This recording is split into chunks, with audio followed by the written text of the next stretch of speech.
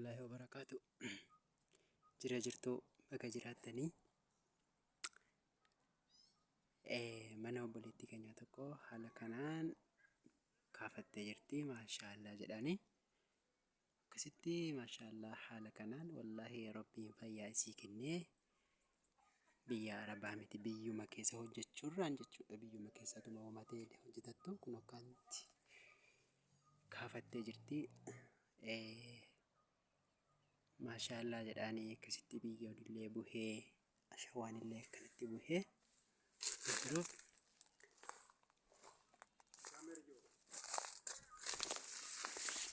akkasitti maashaallah jedhanii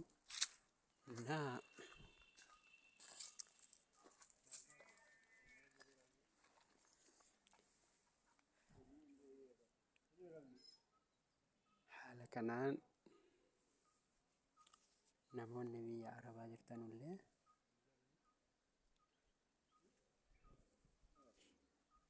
manni kun jechuudha haala kanatti ka'ee jira.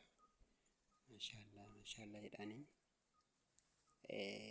numa hundattuu isinillee warra niyyaatti qabu warra jalqabee jiru warra jalqabuuf ka'ullee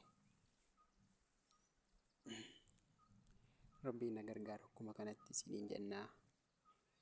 Yuutuubii keenya sabiskiraayib, sheer, laayik gochuudhaan